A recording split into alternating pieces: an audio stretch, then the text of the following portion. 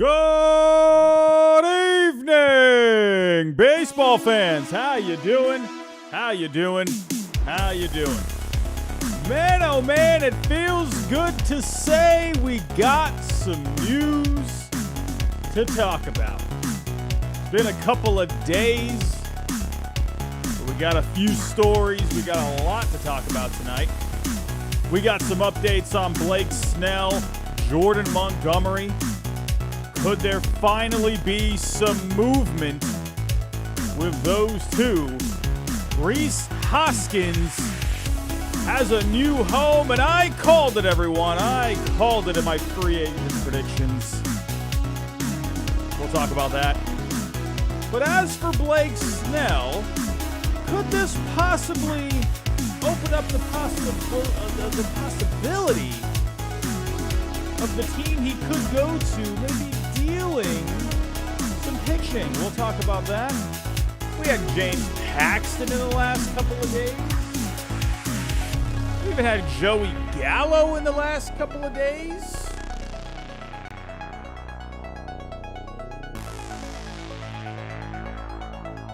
And how you doing, everyone? Good evening, good evening, good evening, good evening. Right around 150 people to start things off. How you doing, everyone? Thank you for stopping by for tonight's show. It's been a couple of days. It's been very uneventful the last couple of days, but we finally have enough to really put together a full show, and boy, oh boy, do we have a lot to talk about tonight. All of a sudden, we went from no news earlier in the week to a full slate for tonight, and, hey, I'd love to go live every single night if I could, but it's simply when there's nothing to talk about, when maybe you got like one move, two moves, it's not really worth putting together a show, as much as I would like to.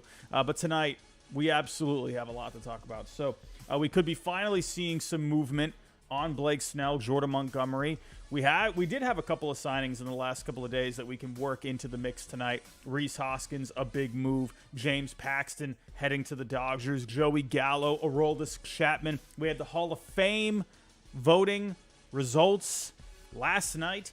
Funny enough, I actually was going to go live for that, and all of a sudden my computer started being all wackadoodle, and I'm like, you know what? It was taking forever, and I'm like, I don't know. I feel like the Hall of Fame, I don't know what it is. I don't know what it is. Like, a lot of people don't really, you would think people would really get into the Hall of Fame stuff, and really, not so much. So I decided, I'm like, you know what? I'll wait till tomorrow night when we have some news to talk about, and then we'll talk about it there. But everyone, well, speaking of my computer being wackadoodle last night, I have a new computer on the way, everyone. A new computer on the way. Anytime people leave a super chat or anything, that goes towards the channel. I've said that before, and thanks to all of you, I will now be investing in a new computer, a little faster. Let's see. Hopefully it goes well. This little guy that I got, it's been a champ for the last few years, ever since the start of this channel, but it is time, I think, to make an upgrade. So thank you for all the super chats and everything to help support the channel. Anyway, I'm rambling. Everyone, if you can, hit that like button for me. It's really going to help out with the algorithm. If you can, the goal for tonight is 200. If you can help us get there, I will be a happy boy, everyone. I'll be a happy boy, and I will love you even more than I already do. Everyone, if you can make sure that bell notification is turned on, that will greatly help for not just myself, but you as well. Anytime I upload a video, which I actually did a couple hours ago. If you had the bell turned on, you would have known I had a video get published at 6 o'clock or a few hours ago. And everyone, if you can, make sure you share the show. Share it on X, share it on Instagram, Facebook, grandma down the road, whoever you can. And if you are new, think about subscribing down below. Everyone, let's get to it here. Let's get to it. We have too much to talk about tonight. Too much to talk about. And let's get to the first order of business. And, this actually came up not too long ago from our buddy Jim Bowden. Jimmy Jim. Gotta love it when Jimmy Jim posts something. Hey, listen, no disrespect to Jim Bowden, but he has posted stuff in the past and, doesn't usually come to fruition, but he did post, a few weeks ago, saying that that was because Andrew Friedman told him on the MLB network Sirius XM show, I think they have, where he said Andrew Friedman came on and said they were looking to add a right-handed hitter that could hit left-handed pitching.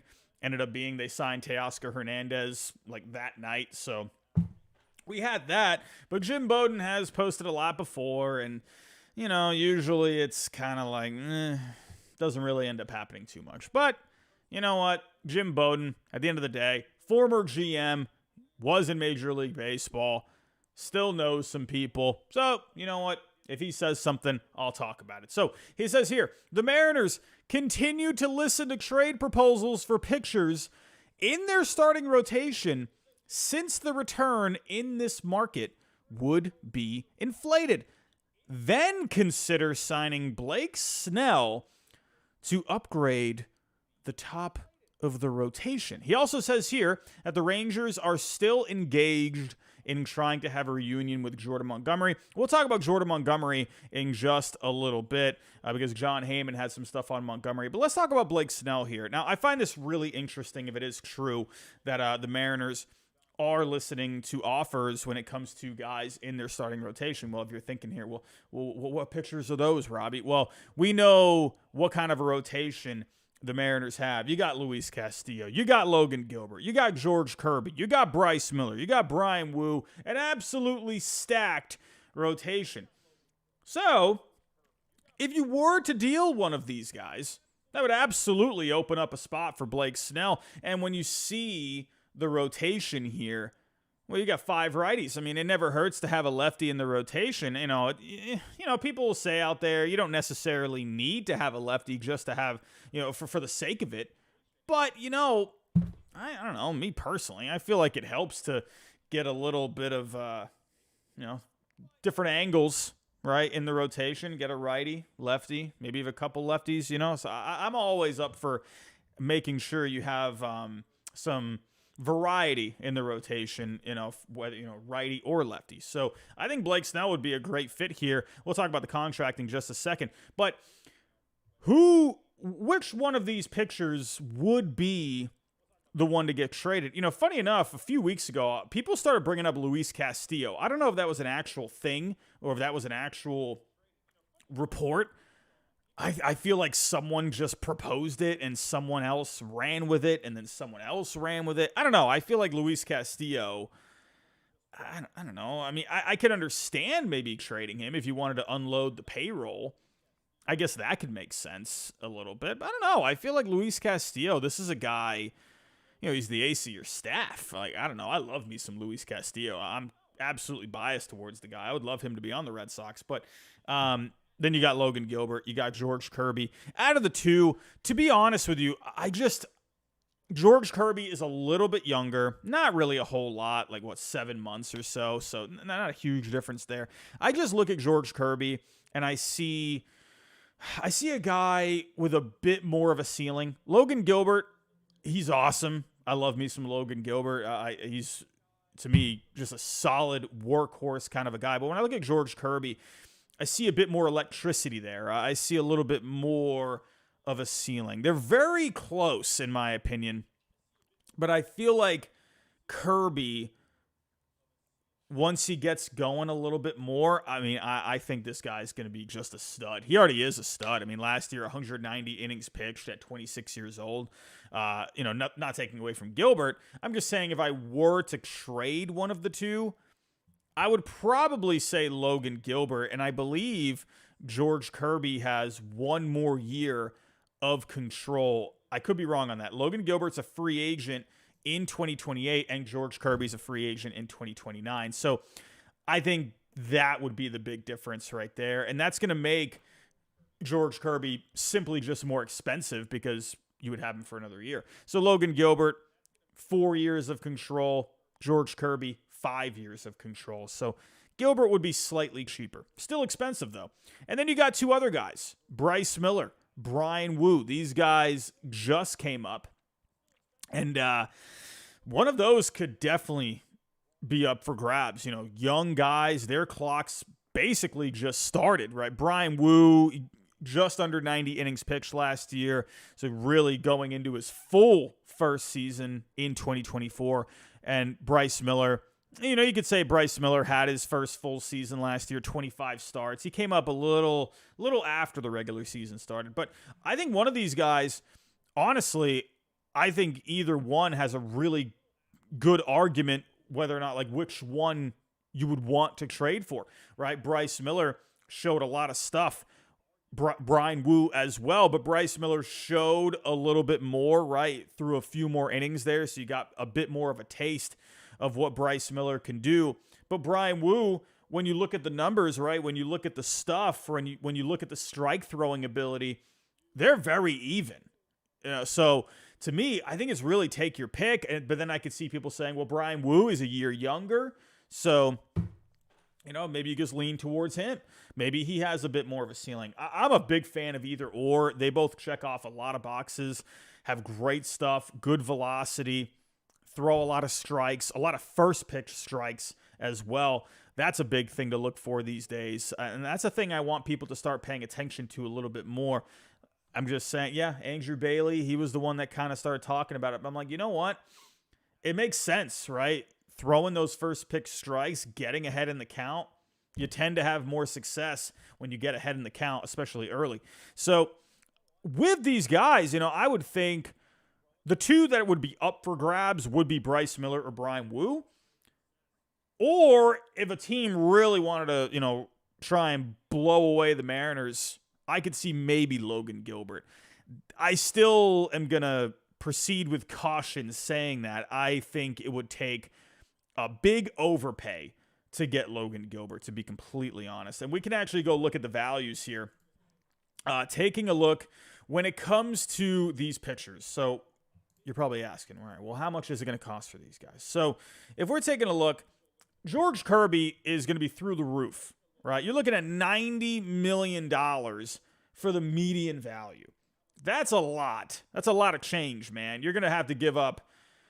I mean, that right there is like at least two top 50 prospects right there.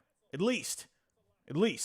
Logan Gilbert, on the other hand, you might be able to have a bit more flexibility there. Maybe or not maybe, probably looking at a top 50 prospect, I would imagine.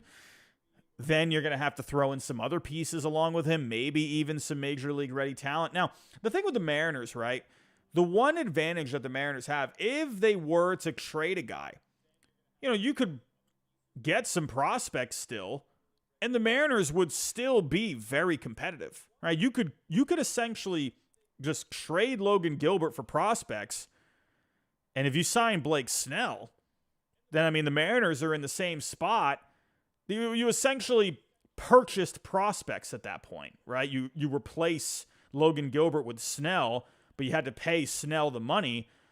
But you're not just paying for Snell, you're also getting the prospects back in return for Logan Gilbert. So I think the Mariners would be at a really good advantage right there, because they would still be competitive and they would be able to replenish their farm, maybe even get a major league ready piece. You know, if we're looking at the Mariners right now, looking at the depth chart, you know, if I'm looking at this team and I'm looking at maybe some spots that you could upgrade, you know, I'm looking at second base, I'm looking at third base, you know, Luis Urias, Josh Rojas.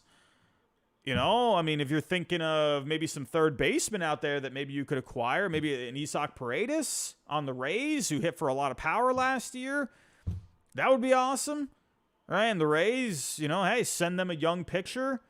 I mean, could you imagine Logan Gilbert on the Rays? I mean, he grew up in Florida, so, I mean, what a rotation that would be, right? If the Rays worked around a package with Isaac Paredes and the Mariners get a big bat, you get Snell in the rotation, probably gets, you know, maybe a couple of prospects. Let's actually put that trade together. You know, actually, I think Isaac Paredes might have quite a lot of value. That actually might be pretty close in terms of value. So taking a look here. So actually, yeah, Logan Gilbert for Isaac Paredes straight up, that's actually pretty close, right? So, maybe you could turn to the Rays, right? Logan Gilbert would go back to Florida, right? I believe he went to Stetson University as well. I think he grew up in the Central Florida area, not too far from Tampa Bay. My best friend actually works with Logan Gilbert's stepdad, which is pretty hilarious. So, maybe that could be a pretty good home, to be completely honest. And the Mariners would get a bat. You get Blake Snell. That's not too bad if you ask me. Or let's say, all right, they say, we're not trading Logan Gilbert. No, we're not doing that. So, or one more thing with Logan Gilbert, sure, there could be some other teams out there. I'd love my Red Sox, but at the end of the day, I think it would be tough for the Red Sox to be able to put together a trade unless they gave up some prospects, which it doesn't seem like the Red Sox really want to do. They want to hang on to the core of Marcelo Meyer, Roman Anthony, Kyle Teal. I would imagine it would take either Meyer or Roman Anthony at that point. And I just don't see them wanting to do that. Now, another crazy idea, and I don't think the Red Sox would want to do this either, and I'm not sure if I would even want to do it, is maybe you could do something with Tristan Casas. But at that, I don't know, man. Like Casas, this guy I think is going to be a mainstay in the middle of that order. I think that would just be, I don't know. I feel like you're not really gaining anything out of it. It's not like you have someone that could just take over for Casas. So I feel like, I don't know. I feel like both would benefit, right? Because they're filling positions of needs. Honestly, I feel like it would help the Mariners more than it would the Red Sox, to be completely honest. Because Casas, you're giving them a bat, and then you would also be giving them probably some prospects as well. So I don't see that happening. So I don't see the Red Sox really wanting to give up Casas there. I'm not saying it's a good idea. I'm just kind of thinking out loud right now. So I don't know. I don't think the Red Sox would really be a good fit when it came to, a trade for Logan Gilbert. I would freaking love it. I joke around on X saying, all right, I just posted earlier, the dream lives on for Logan Gilbert. I don't see the Red Sox really getting him. Maybe you could do, I don't know, would they trade him to the Orioles? I mean, we've seen the Cardinals pop up before.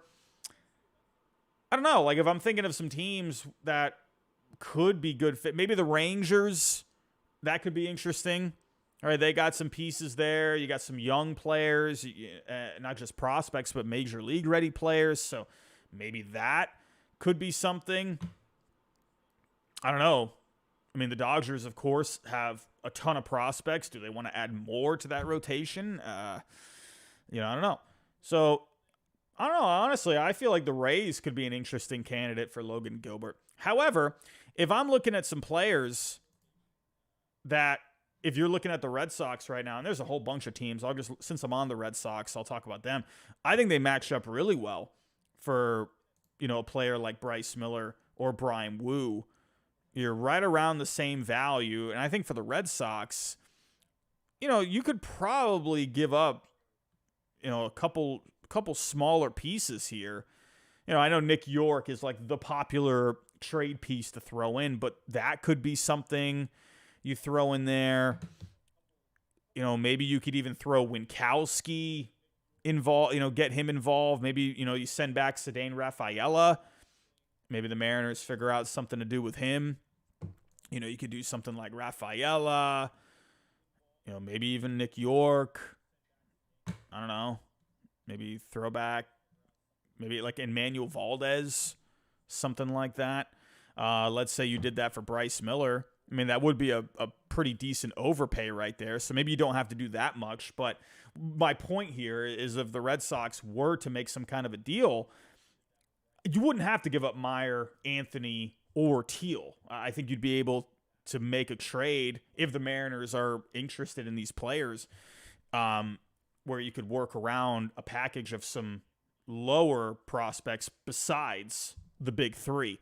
So I think the Red Sox, considering they need pitching, it makes a lot of sense for them to go after someone like Bryce Miller or Brian Wu that check off a lot of boxes with what the Red Sox are looking for. Strike throwing guys with good stuff, young, a ton of control, not going to cost the big three. I think the Red Sox are a perfect fit when it comes to going after Bryce Miller or Brian Wu. And of course, I mean, but the list goes on. Again, like teams that really need some pitching. The Rangers, of course, right? Maybe the Giants feel like they could add something else. I mean, the Orioles too, but would the Orioles really want to go after, someone like Bryce Miller or Brian Wu? I wonder if the Mariners and the Orioles, obviously they're both competing in the American League, very similar windows when it comes to their prospects, but maybe they could make an interesting deal because the Orioles, they have a ton of position player prospects to where, maybe you do something with like Samuel Basallo or maybe even like a Kobe Mayo, something, right? They got some bats in that system that I wonder if the Mariners would like. So it's going to be interesting if the Mariners are willing to deal from their rotation. We had seen this report earlier in the offseason, and then you thought, if they trade Robbie Ray, maybe they're done now. But maybe that trade for Robbie Ray opened up the possibility of going after Blake Snell. I mean, I know they took back some money in Haniger and Desclafani, but I mean, those guys are going to come off the books soon. So if they were to go after Blake Snell, right now, for a 5-year deal on baseball trade values, you're looking at 5 years, $140 million, $28 million AAV. So now there were, reports out there that he's looking for $200 million. I don't think Blake Snell gets $200 million. I think you're going to get a bit more than what Robbie Ray got. Robbie Ray got a 5-year, $115 million deal. Funny enough, really funny because the Mariners, they signed Robbie Ray after his Cy Young winning season. And that year, Robbie Ray had an Fangraph WAR of 3.9, while Blake Snell, who was also coming off a Cy Young, had a very similar Fangraph WAR, a smidge higher at 4.1. So, but with Blake Snell, he has been more consistent than Robbie Ray. Blake Snell has had his inconsistencies, but if you're comparing him to Robbie Ray, there's more consistency there. I think you could definitely argue that Blake Snell has been the better pitcher over the last 3 years than what Robbie Ray was the prior 3 years before he ended up signing with the Mariners. So, to me, I think it makes a lot of sense, right? Robbie Ray got 115 over 5.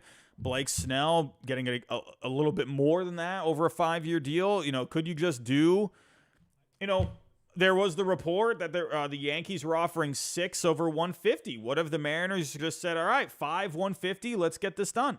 All right, comes back home. I think he would accept a 5, 150 to go to the Mariners. Maybe even a little less. Maybe like 5. So what is that? The Yankees were offering 150 over 6, so that's 25 per year. I mean, I could. That's this is a higher AAV right here, but maybe they end up just going 5, 150. Right? Remember the Mariners? They didn't just unload Robbie Ray's contract. They were unloading other contracts earlier in the offseason. Remember that with Eugenio Suarez, being one of them. So I wonder if maybe they've been trying to gear up for this, and I've seen people say, well, why don't you just sign Blake Snell and then you just trade one of the other starters? Well, I think it's better to do it the other way around, because if you sign Blake Snell and you have a full rotation, now you're looking at dealing from, you have so much surplus to where it becomes a weakness, right? Where it's like, it's pretty obvious that you probably should trade one of these guys. And I've seen people suggest maybe like a 6-man rotation. I mean, come on. This isn't, you're not working with Shohei Ohtani or Yamamoto here, right? Where they're coming over from Japan, where they're used to the 6-man rotations. To me, most guys will say they prefer the 5-man rotation, right? You even go back to the Angels last year. There was someone, I think Reed Detmers actually said it, saying, yeah, like the 6-man rotation with the Angels, it wasn't his preference, right? And I think a lot of pitchers would say the same thing. Starting pitchers are very routine based, right? So the 5-man rotation has just been a classic, for how long now? Yeah, teams have gotten different with it, doing bullpen games, stuff like that. But still, it ends up being every 5th day. It just works, right? 6-man, sure, maybe it works MLB The Show. Maybe it works like in your head. Maybe it works on paper. But really, when it comes down to it, it comes down to the human being. And if it's not going to be beneficial to the pitchers that are in the rotation, where maybe they don't work better on that much rest, maybe they work better when it comes to the 5-man routine, then I think honestly you're not really helping yourself out going with a 6-man rotation. And if you go with a 6-man rotation, I think you're really, unless you got Ohtani in there, I think you're really not maximizing your 5-man. If you got 5 guys in that rotation, right, I think you're going to be able to maximize the value of all 5 instead of going with 6, right? It's a little more spread out. I don't know. To me, I prefer the 5. And history forever now likes the 5-man rotation. That's just me. So Blake Snell, listen, I think it makes a lot of sense for the Mariners. He basically wants to go there. He's a West Coast, obviously hometown. Like, to me, if I'm the Mariners and I got a guy that wants to go to play for you and he's one of the top pitchers in the game, sure, yes, they just did this with Robbie Ray a couple of years ago. Guy coming off of Cy Young, but I don't know, man. I think Blake Snell is probably better than Robbie Ray, right? So that's just me, man. It's one of those things, like, if you have a guy that wants to come and play for you, that's why I think of Bryce Harper and the Yankees. Bryce Harper literally wanted to be a New York Yankee. That guy's dream was to be a Yankee. And, like, what the heck were the Yankees doing? It's like, no, we don't got room for him. No, we need to make sure Aaron Hicks is getting his playing time. We got Stanton, who's terrible in the field, and he's made of glass. Nah, we don't need Bryce Harper. Are you kidding me? Bryce Harper wanted to be a freaking Yankee since he was a kid. He didn't even sign him. Like, it made no sense to me. So to me, it's like, if you got a guy that's really good that wants to play for you, go get the freaking guy. I mean, what the heck what's going on here? Anyway, but I think it really makes a ton of sense. Makes a ton of sense. It just because the Mariners, and give credit to the Mariners where, you hear the old saying, you can never have too much starting pitching, and here's the example. Here's the example right there, right? So, anyway, Andrew Lee, thank you for being a member for the 27th straight month. You're amazing, my friend. Everyone, for this coming season, we're getting closer and closer to spring training here. Definitely look for some changes for the upcoming season. We're going to be getting some new layouts. We're going to be getting, I'm going to be updating the memberships and stuff like that. I got some stuff coming up for the 2024 season. But Andrew Lee, thank you for becoming a member for the 27th straight month. I appreciate it. So here we go, everyone. But it's not just Blake Snell on the market. Of course, we're also looking out for Jordan Montgomery. And we actually had something today from John Heyman. John Heyman basically, he kind of just comes on he does the Bleacher Report streams, which I have done a few of them myself. Bleacher Report, thank you for those opportunities. But John Heyman, he's been going on every week. It's a lot of yes, he has heard some things, but he's also speculating a lot too. These guys that are in the media, guys like Heyman, Nightingale, they're very good at making speculations sound like it's actually happening, right? You have to pay attention to the words they say. But as for Heyman himself, so we had some comments from him today regarding Jordan Montgomery. Montgomery, little bit more clarity there. I think they're kind of waiting to see how that Texas situation plays out. He helped them win the World Series. We do believe that he'd love to go back there, and if Texas can come up with the funds for Montgomery, I see that happening. The other team that I think is a good possibility for Montgomery, if it doesn't work out in Texas, would be Boston. His wife is at, I believe, medical school or in residency, I think connected to Harvard. I'm not an expert on the subject. I don't know much about doctoring or Harvard. Didn't get in myself. Good for her if that's, I believe that is accurate. And I hear that the Red Sox certainly do like Montgomery very much. So I think he is a good, that is a good possibility for him if it doesn't work out in Texas. He's going to be in very good shape. People like him. He's trending up, very durable, very clutch. So I think Montgomery, nothing to worry about for him there. Those are the two. Montgomery. Okay, so Jordan Montgomery, right?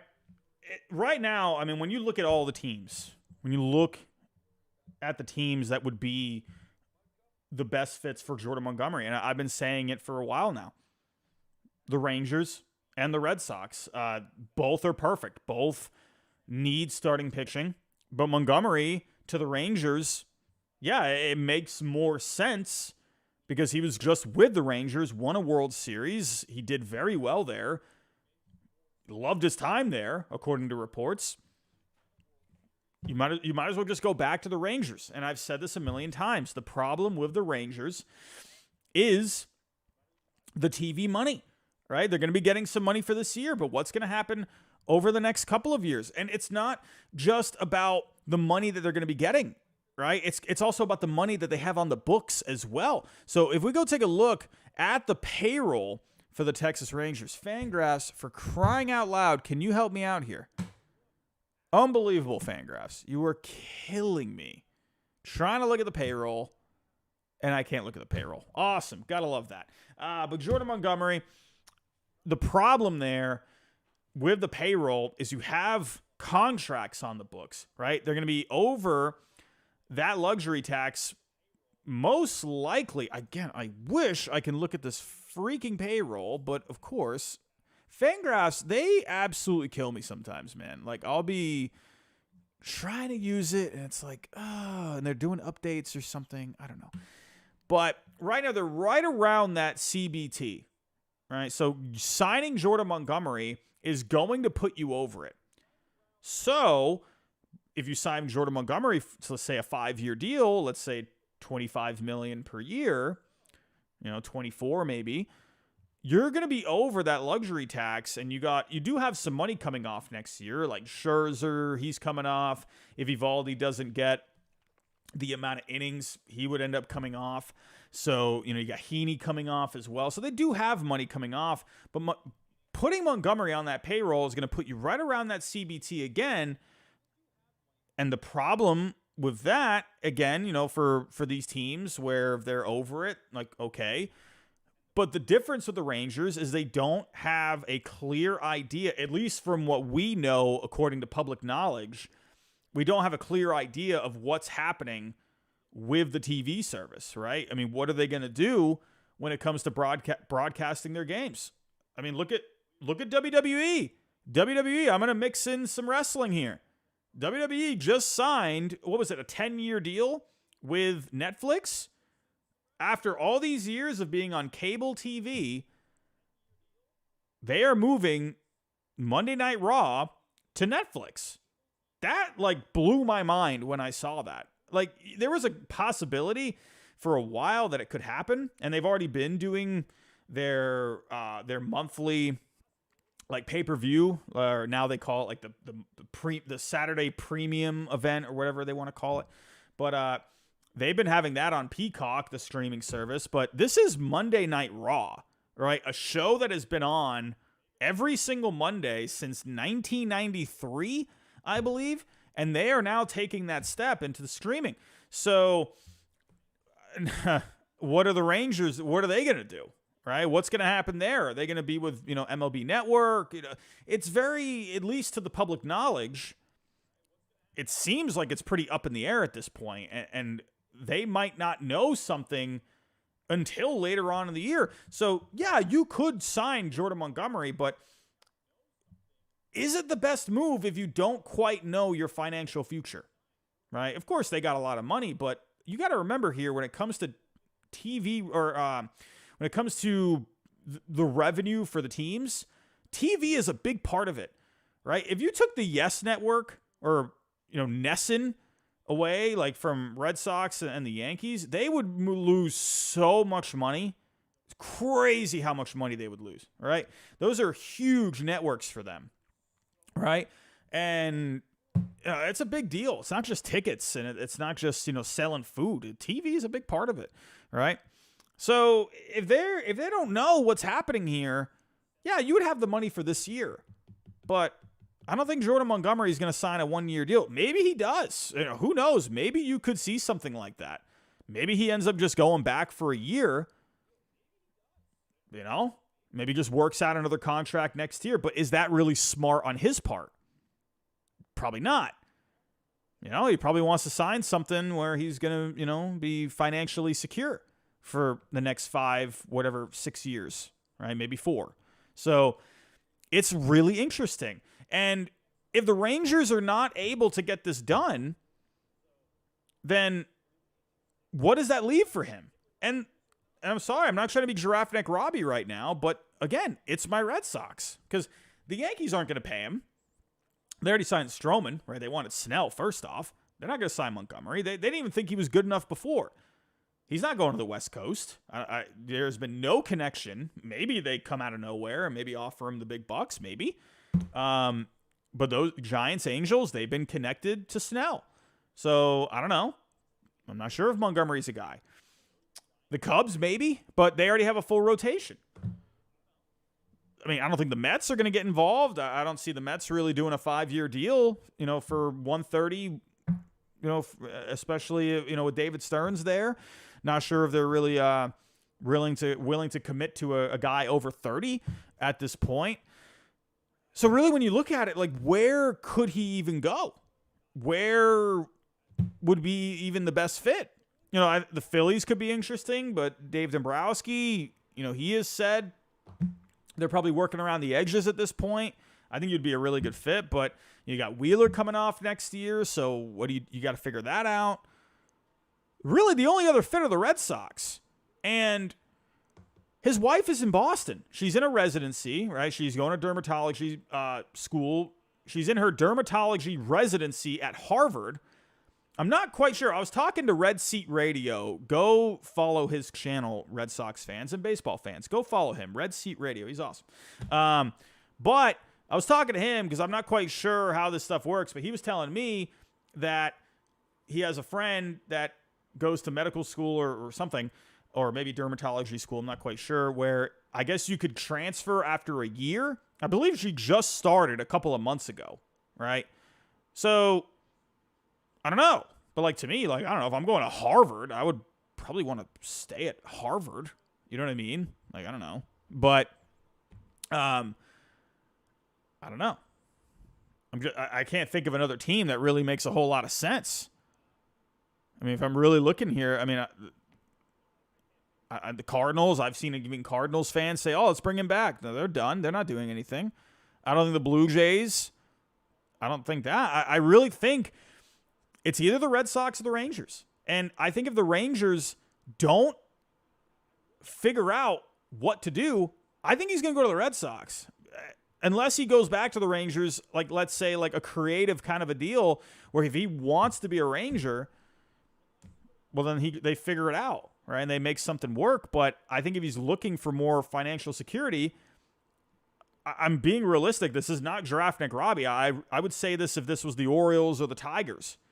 I think he would probably go to the Red Sox at this point. But the problem with the Red Sox is they're not offering years. That they're just not going past that point, right? And so I think the Red Sox, I think they're idiots. If they have a chance to sign Montgomery and they're not, if the Rangers are out of it and the Red Sox are pretty much the last ones standing and they don't give him a 4-year deal or something, they're idiots. I will say that right now. I will absolutely say that. If they have a chance to get this done and they don't do it, I'm sorry, you're a stupid franchise. You are a bunch of morons. Sorry. I don't know, man. That's just me. I know you say all these things, but we want to, go with the core. We want to wait for the top prospects to be ready. Yeah, that's great. I want that too. right? But you got to get there first, right? And you got to have some pitching. And to me, if you let Jordan Montgomery like go somewhere else when, the number one team, if the number one team can't get him, right? His number one team of preference, the Rangers. I don't know, man. I will not know what to say. I will say this right now. If I read a report, let's say like Montgomery goes to like the Cubs or something. Let's say a random team like the Cubs, right? 5-year deal. The Rangers, they weren't able to do it. If he goes to the Cubs and the Red Sox, like, it comes out that they offered like 3 years, I will flip out. I will absolutely flip out. I will lose it. Anyway, but Jack Attack in the chat says, I cannot stand Boston fans. I'm going to be honest with you. Yeah, I wouldn't stand me either, my friend. I wouldn't stand me either. So let's move on here. But Jordan Montgomery is going to be interesting. It feels like it's a 2-team race. What I'm happy about is that we're seeing some movement on Snell and Montgomery. My goodness. Please, can we see something? Like, I need it. I need it in my loins, my friends. Here we go. Let's move on here. We did have a couple of moves over the last couple of days. The Brewers making one of my predictions come true. Rhys Hoskins is now a Milwaukee Brewer. I think this is great. I predicted it in my yearly free agent predictions. I thought Rhys Hoskins was a great fit for the Milwaukee Brewers. The only issue I had was, would they spend the money? That was the only thing. And I'm glad they did. This makes a lot of sense. Edwin Diaz has subscribed to the channel. Edwin Diaz. My goodness. Good to see you, my friend. Hope your knee is doing good. Anyway, moving on.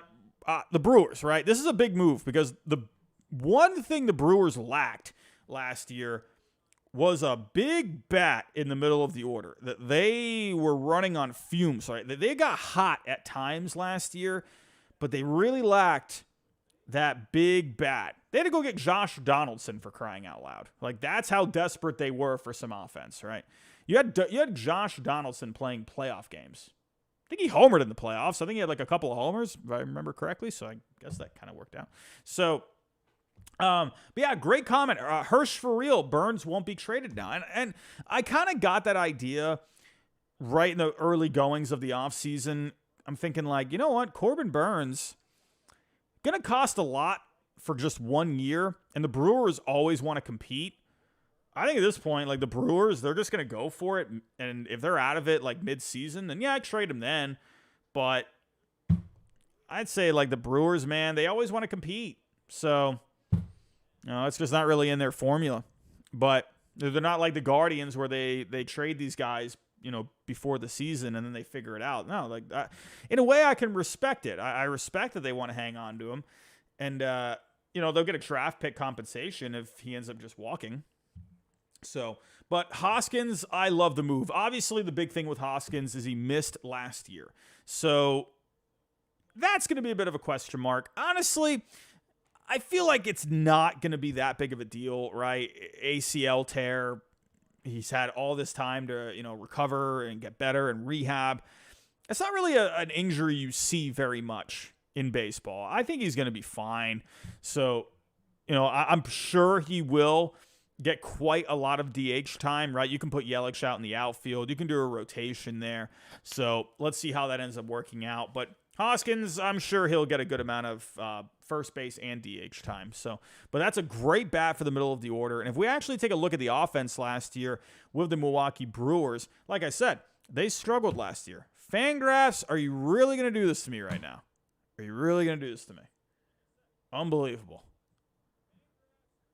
Unbelievable, Fangraphs. I'm doing a show here. Well, anyway, I can't look at that. So, Fangraphs on their rankings for last year, I believe the Brewers were not in the top 15. I remember that. I think they were like 18th or like 20th or something like that. I could be wrong, but it's right around there. So, They needed this. They were near the bottom when it came to home runs last year. I believe when it came to home runs, I believe they were in the bottom 5. They were definitely in the bottom 10. I can't fully remember the exact number. But Fangraphs, they are killing me right now. So, great move. They needed this. And I think the Brewers, like the way this lineup looks, this is a really underrated lineup in my opinion. Now that you have a power bat, you got Yelich. Contreras was really good last year. You got Frelick. You got Churio coming up. Let's see if he can have a year. You know, I think you're going to get a lot of unfair comparisons to like Corbin Carroll, right? Because, you know, Churio got the big extension at a young age at not even, I don't think he's turned 20 yet.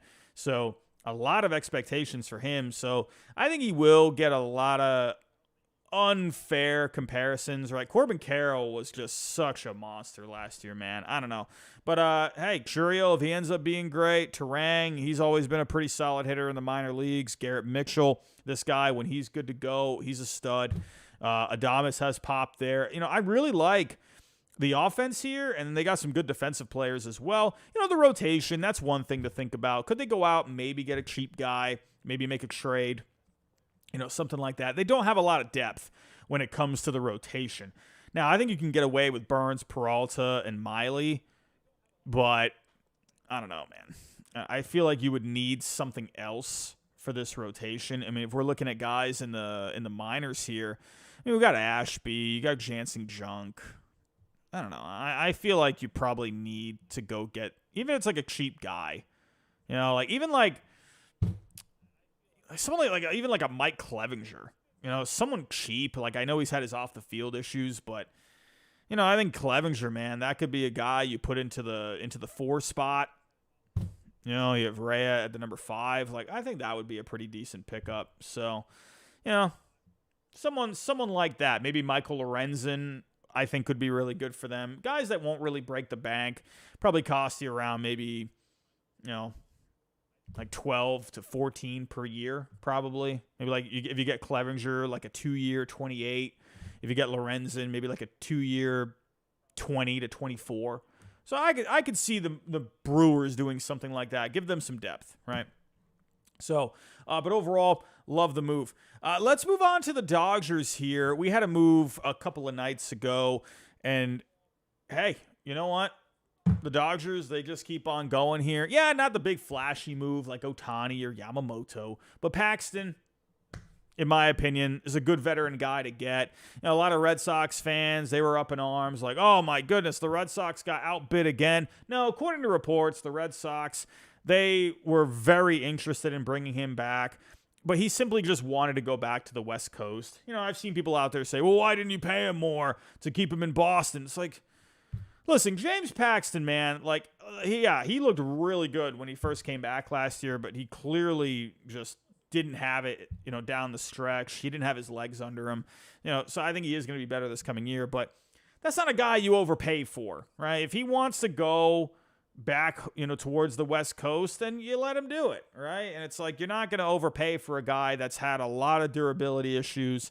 So I saw Red Sox fans doing that. It's like, oh my God, it's like any guy that signs anywhere, it's going to be complaints left and right. But for the Dodgers, I think it's a great move. Oh, wait, Fangraphs doesn't work here. Fangraphs, I mean, my goodness. I can't even pull up the rotation here.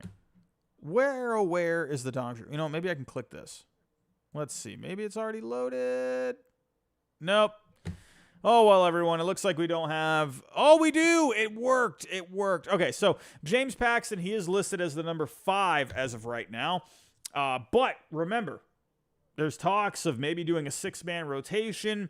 Got Yamamoto. He is more used to that 6-man. And honestly, I think if you ran with a 6-man rotation here, where remember I talked about it earlier with the Mariners, that would work better here, in my opinion, because you got guys that have durability concerns, right? Yamamoto, already used to a 6-man. Glasnow is made of glass. He's always got something going on. Walker Buehler is coming back from Tommy John. So, you know, how many innings are you really going to expect out of him? Bobby Miller's going into year 2. So, yeah, I could see Bobby Miller maybe getting up to like 150, 160 on the innings.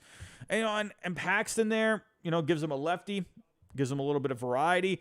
And then if you keep Sheehan, I think, and Sheehan, you can work up his innings slowly.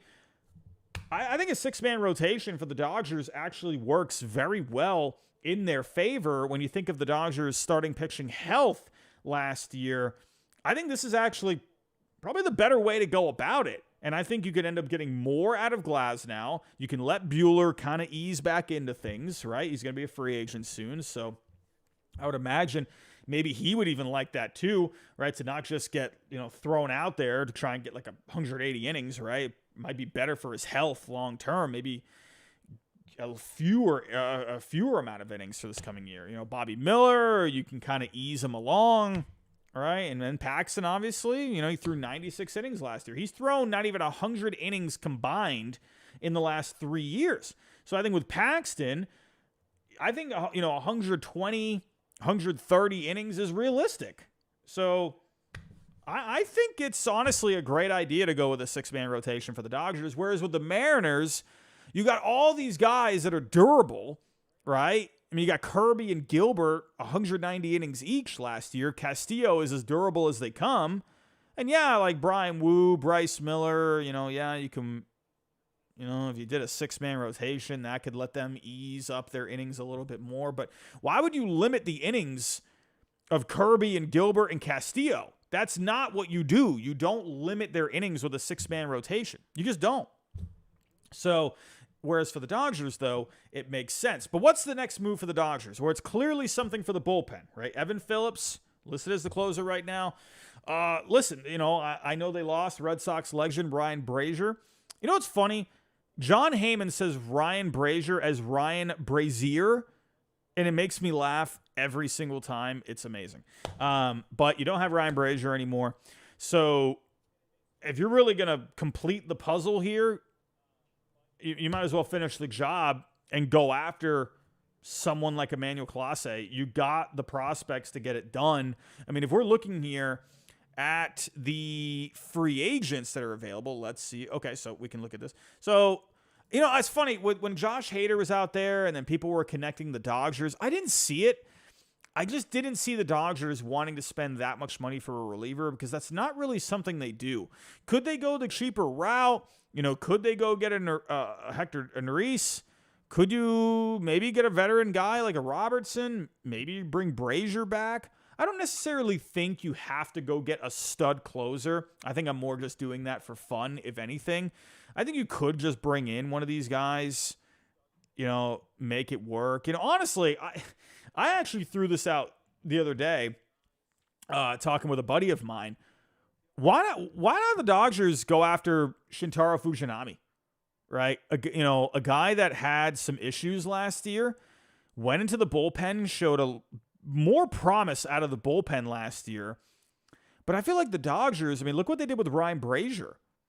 Look what they did with these other guys like, Hayward on the position player side of things.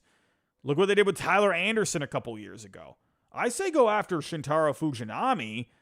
Even if they do end up getting a closer, right, like Clase, for example, why not just get Fujinami too? He's going to be dirt cheap.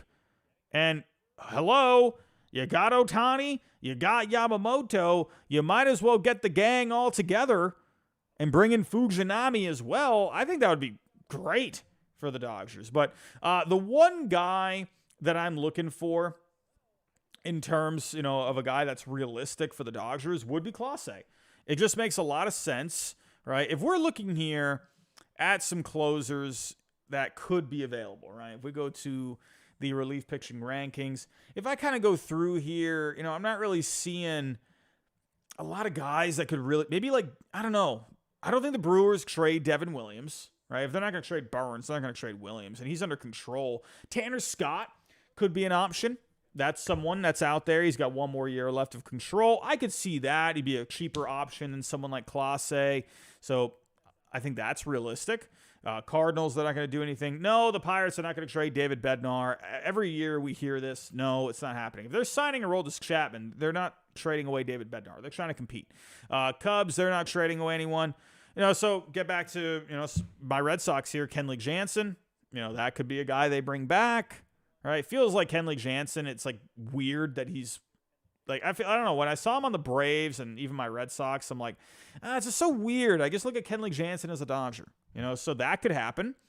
I mean, maybe the Rays could end up dealing a guy, and I mean, they've come together on a trade this offseason already. I mean, but really, maybe the Nationals, maybe could do like Kyle Finnegan or Hunter Harvey. I don't know, probably not. I think the Nationals, they want to try and put something on the field this year. So, I mean, if I'm really going through all these guys, I'm not really seeing, standout options besides the few that I just mentioned. So I would probably say you're either going to be doing Clase, you're either going to be doing Tanner Scott, or bring back Kenley Jansen. So that's what I would do if I was the Dodgers, right? So Clase, he would be expensive, very expensive, because he's very cheap, and he's one of the best closers in the game, and he's under control, I believe, for the next 4 seasons, 24, 25, 26, 27. No, the next 5 seasons. He has club options for 27 and 28. So, he's going to be pricey. But the Dodgers have the prospects to get it done. Or maybe they just go for Tanner Scott, a guy where he's not going to cost as much. And there you go. The guy was nasty last year. So, moving on here. We got the Marlins looking in the infield department in free agency. The first guy that comes to mind right away is Tim Anderson. Right off the bat, Tim Anderson, I think, is the guy they go for. I mean, listen, they could use something at shortstop, and Tim Anderson had a really bad year last year. But to me, we all know what Tim Anderson can do. And, I mean, he's going to be really cheap because of the down year that he just had. If we were going to take a look at, some shortstops and second basemen, you got Whit Merrifield. But to me, if I'm looking at the Marlins right now, I am looking at that shortstop spot. At second base, you got Luis Ariz. So Merrifield does have versatility, but I don't know. I'm looking at John Birdie at shortstop right now. He only hit 204 last year. He has a lot of versatility, so you can just have him on the bench, or maybe you could include him in a trade and send him off somewhere else. To me, I think Tim Anderson is the guy you probably go for. If we're looking at the projections here, you got Rosario, someone like Urshela is a third baseman, so you're not bringing him in. Gene Segura's not coming back. I think Tim Anderson's going to be the guy. I think they bring in Tim Anderson. He is projected for a 1.6 Fangraph WAR. Right off the bat, he's like the slam dunk option for me. I don't think you go after Kike Hernandez. That's not going to happen. They were interested in Isaiah Kiner-Falefa, so, and then he ended up going to the Blue Jays. Remember Kiner-Falefa? There was I think he said it or someone else, but he said him or somewhere else said that teams were looking at him to play shortstop. I think the Marlins were one of those teams trying to look at him to play shortstop. So I think with Tim Anderson, man, they're projecting a 1-year, $8 million deal. If we were to go over to the player value timelines over on Baseball Trade Values, we can go look up what they are projecting. I think it's probably going to be around the same, personally. So Tim Anderson, what are they projecting for him in free agency? I'm already signed in. Goodness, 1 second, everyone. I thought I was already signed in. There we go. So if you want to have access to the player value timelines, you have to have a subscription. But if you use my code HYDE, you get a 10% off discount. So taking a look here, Tim Anderson. Here we go. All right, what do we got for Timmy Tim? So they are projecting a 1-year, $9 million. So, yeah, honestly, let's just split the difference. Let's go 8.5. I could see that. So that sounds right in the Marlins ballpark of where they want to spend money. So, yeah, that's what I'm thinking. I think Tim Anderson to the Marlins. Taking a look at elsewhere, we had Aroldis Chapman go to the Pirates. Just mentioned that a second ago. I love the move, honestly. Right? A lot of people thought of the Royals. I think this is a little different, though, because the Pirates, they really want to try and compete. They got a lot of young guys coming up. And when you add Chapman to this bullpen, you have a lot of people might think I'm crazy, but you have a pretty nasty bullpen right now. Bednar, Chapman, and Holderman. That is really good. I like that a lot. You know, not the best looking rotation. Keller's good, but then Perez and Gonzalez, like who knows what you get out of those guys. They're veterans though, so maybe they could end up being pretty good. You know, Bailey Falter you ended up getting, so the rotation is a little bit concerning. Maybe they could add something. Maybe that could be a team that goes after Mike Clevinger, honestly, right? You add Clevinger in there, and you get another veteran guy. You know, he would be pretty expensive, like a 2-year, 26, 27, 28. Would the Pirates do that? I don't know. But they just signed Chapman. So, hey, I would love that. Clevinger on the Pirates, Yeah, I know Clevinger had his off-the-field stuff, but, if you were to go somewhere that kind of lays low, I think the Pirates are pretty decent home, honestly. I like the way the Pirates are looking. Not the best team, obviously, out there, but I think they have some potential. They could be a fun team this year. They got off to a fun start last year. They just didn't have the pitching, right? O'Neal Cruz went down. They just didn't have a whole lot going for them after that hot start. So, love the bullpen. I think it's a pretty good move. And if they're out of it, you just trade them like you did, and then you end up getting a guy like Cole Reagans who's going to be your future ace. So, love the move.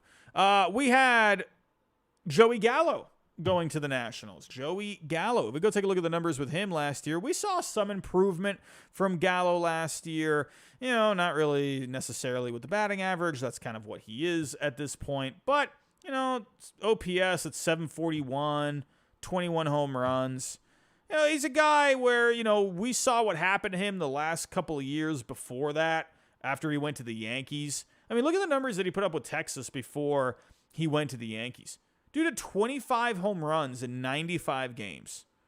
So, I think, honestly, man, like, if he can get back to that, man, he could very well be yet another trade piece. And actually, I saw the super chat in the chat from Jimmy Productions. What are your thoughts on Joey Gallo to the Nationals? It's fine. It's not going to be, a barn burner kind of a deal. It's a 1 year, $5 million, low risk. If it ends up doing good, then great. And if they're in contention, maybe the Nationals could be surprising this year. They got some fun young players like the Pirates, right? So, are the Nats really ready yet? I would probably say no, but maybe they end up turning some heads, and maybe they're doing all right after a couple of months, and maybe Gallo ends up being a good piece for him. If not, you just trade him away. But overall, you can't really go wrong. But everyone, that's looking like the end of the show here. But before we do get out of here, I do just want to shout out our sponsor for tonight, our friends over at BetUS. Everyone, we got football coming up this weekend, and hey, you know what? If you want to try and win yourself some money, this would definitely be the time to go get some bets in. If we're looking at all of the different ways to bet on BetUS, right? You got props, we got specials, right? We even got the draft coming up, right? So there's a whole bunch of different ways, right? Even if I go click right here, right? You can even click on, or you could even make bets when it comes to certain quarters, like the halves, the games, right? You can like bet on scores and stuff like that. So, funny enough, has anyone noticed that the logo for the Super Bowl is purple and red, and someone made like a picture, like a visual, where the last two Super Bowls, the teams that were in it matched the colors of the Super Bowl logo. So the logo this year is red and purple. Niners and Ravens, everyone? I don't know, man. I don't know. If Arian Foster was right about the script, at this point, NFL probably wants the Chiefs and Taylor Swift in the Super Bowl. I mean, if there is a script, I'm just saying, how could you not have Taylor Swift in the Super Bowl? I'm just saying. So, but as for the games, what you could bet on in the games, I mean, you can go over, under. I mean, just look at all these different ways you could play, right? But for the Chiefs right now, and the Ravens, when it comes to simply picking who the first to score would be. They're giving the edge to the Ravens. I believe the Ravens do have the betting odds to win this championship game. So we will see. And as for the Niners and the Lions, right, that's going to be a good one. I'd personally go with the Niners there. I think the Niners. I don't think the Lions are fully there. You know, that'd be a cool story though. If it ends up being the Lions in the Super Bowl, that'd be crazy. But everyone, make sure you go take a look here. I mean, we got a whole bunch of baseball bets going on as well. You can go bet on Cy Young, MVP, Rookie of the Year. We got stat leaders for next year. We got futures when it comes to the divisions, the pennants. I mean, playoff specials as well, right? If you want to go make a bet, go crazy that the Royals are going to make the playoffs, you can go do that right now. You can bet on how many regular season wins, World Series winner, if you want to drop something right now. I'm just saying, let's see what the odds are for the World Series winners as of right now. I would imagine the Dodgers probably have the best odds at this point. Yep, Dodgers at plus 375. Braves coming in at plus 550. Then we got the Astros at plus 900. And then everyone else is pretty much on the outside looking in. We got the Phillies, the Rangers hanging out. The Orioles are there a little bit. The Yankees are at plus 1,000.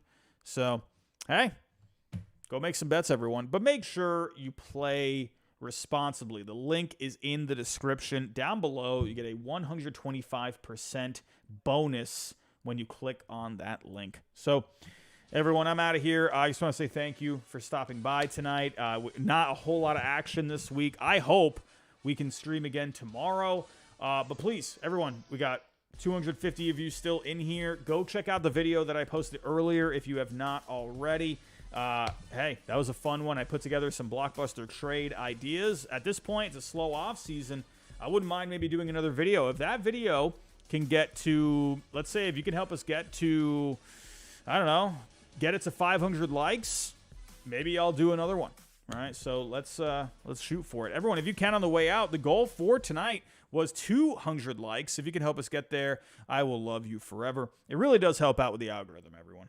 And make sure the bells are turned on, subscribe if you're new, and share the show for the replay viewers. And everyone, I'm out of here for tonight. Thank you for, we had Andrew Lee become a new member for the 27th straight month. Jimmy Productions with a $5 super chat. Thank you for that. Everyone else that stopped by, I appreciate it as always. Have yourself a great night, everyone, and I'll talk to you next time.